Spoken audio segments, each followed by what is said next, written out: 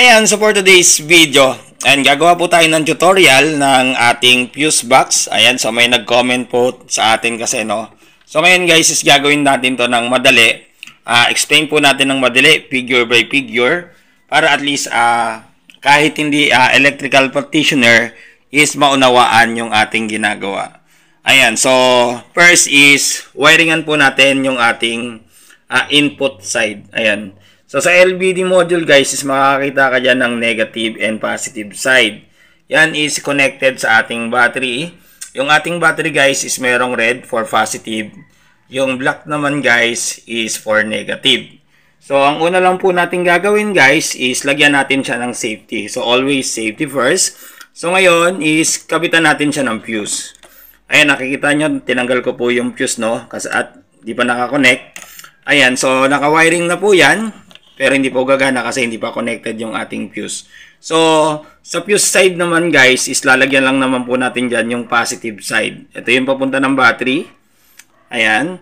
Tapos, ito yung papunta ng ating positive side ng ating wire ng positive. Tapos, yung negative side naman is diretso na yan sa battery. So, ngayon guys, is on po natin.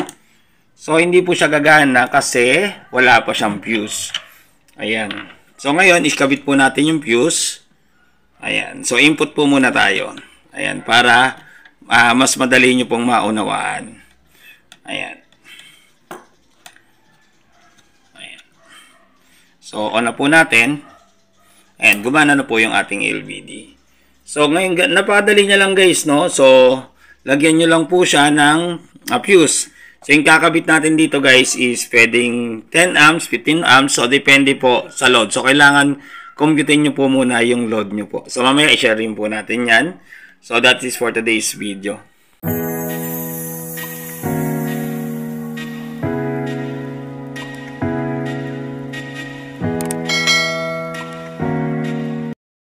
Guys, so for today's video, part 2 na po tayo ng ating tutorial ng fuse box with battery protection na LVD, low voltage disconnect. So ngayon naman guys is natapos na po tayo sa input. Ngayon naman guys yung ating output.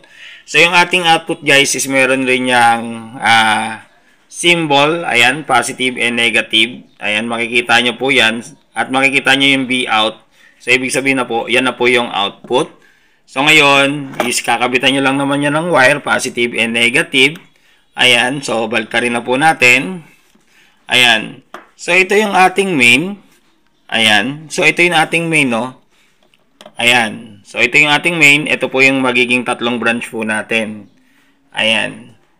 So, yung ginagawa po natin palagi, guys, is lagi natin pinopromote yung safety para iwas sunog po, no? Ayan. So, ayan. So, ganun lang po yan, no? Yung branch. Tapos, yung negative naman yan, ayan. So, kung wala po kayong bus bar, pwede nyo pong electrical tape. So, series lang naman po yan, no? Yung magiging negative side ninyo. Naka-series lang po yan, no? So, kakabit lang po natin yung positive and negative. Gagana na po yung ating system. So, ngayon, naputol pa po ito, no? So, ikakabit ko lang po. Guys, so, naikabit na po natin. So, ngayon, testing na po natin, no? So, yung promote nga po natin, guys, is always safety. Ayan. So, ayan. So, para gumana to guys, is kailangan merong fuse yung main and merong fuse yung out.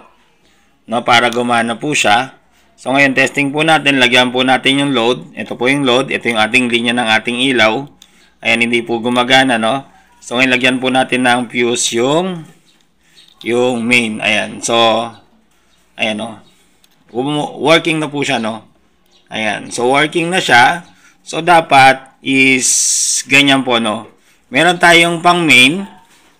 Para just in case magkaroon ng problema yung main, protektado po tayo. Magkaroon ng problema yung load lang po yung tatanggalin po natin. So, yan po yung kagandahan ng naka-fuse fuse po tayo, no? Para higit sa lahat, iwas sunog. So, ayan, lagi po kasi natin promote yung safety. Lalo na sa mga itong bagay na DC current na peligroso na po. Kaya dapat always safety first. So salamat po sa nagpapaturo at salamat rin sa mga nagko-comment sa aking YouTube channel, Sunny Solar TV. So for today's video, natapos na po tayo sa ating tutorial ng ating fuse box with LVD. So ngayon naman guys is i-share ko naman sa inyo kung paano mag-compute para mailagay po natin sa bawat fuse na kailangan po natin. So, depende po yan sa load ninyo. So, ito po yung example na gagawin po natin, no? So, example, meron kang tatlong ilaw na 12 volts. Ayan, DC. 12 watts. So, times po natin sa 3. Meron kang 36 watts. So, ayan, 36 watts po yan, no? So, ito po yung mga example po natin, no? So, yung 1 ampere is equivalent to 12 watts, no? Ayan. Yung, para mas madali na lang, guys, no? So, 10 amps, ito po, yung amps is I, tapos i-multiply po natin kay volts, meron kang 120 watts, ayan po yan, no? So, I multiply by volts is watts na po siya, power na po siya, no? So, ngayon naman guys, yung power, yung 36 watts, i-divide naman natin kay 12 volts, meron kang 3 amps. So, that is for today's video.